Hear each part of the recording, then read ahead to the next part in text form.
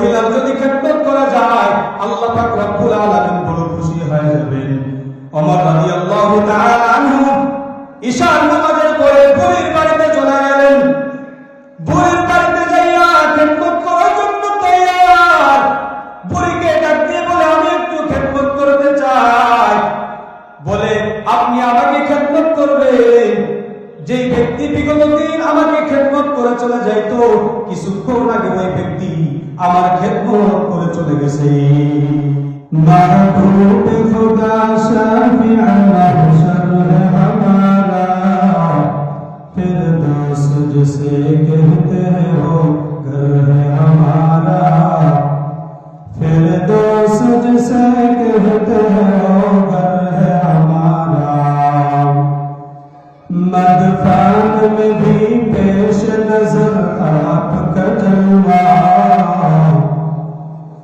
मदफन में भी पेश नजर आपका जलवा हम सुनते हैं बेदार वक़ादर है हमारा हम सुनते हैं बेदार वक़ादर है हमारा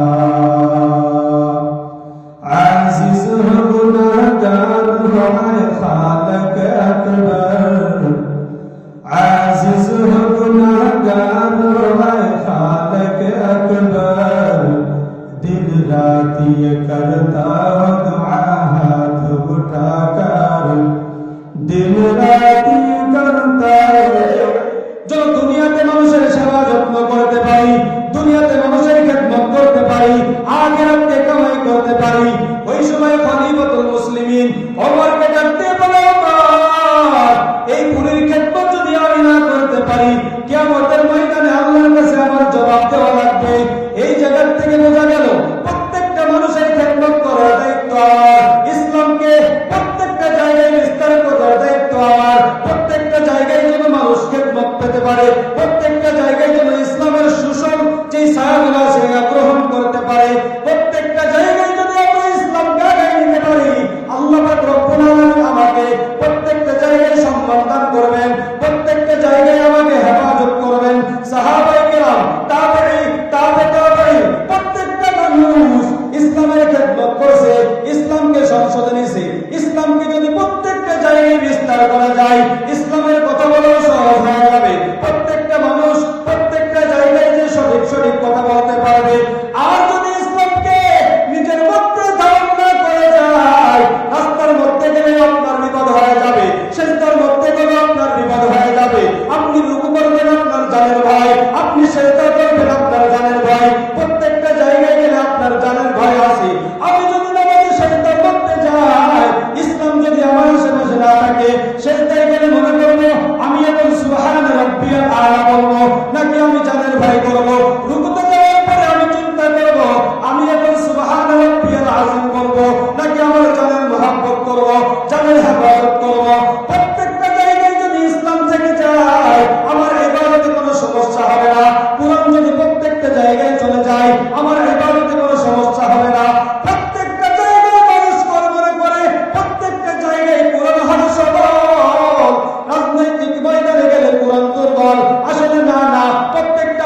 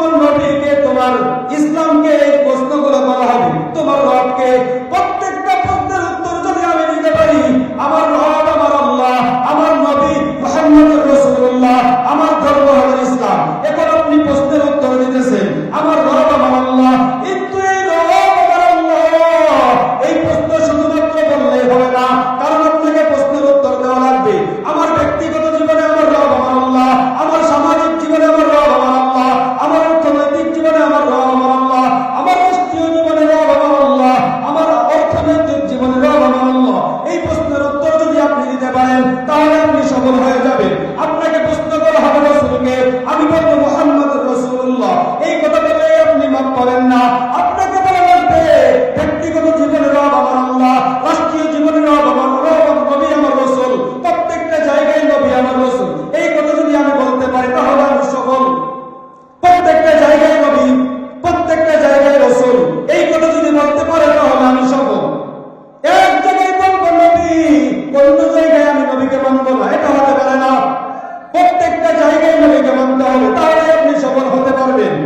এজন্য প্রত্যেকটা ক্ষেত্রে নবীকে মানতে হবে, প্রত্যেকটা ক্ষেত্রে রাসূলকে মানতে হবে, প্রত্যেকটা জায়গায় আল্লাহকে মানতে হবে, প্রত্যেকটা ক্ষেত্রে রাসূলকে মানতে হবে।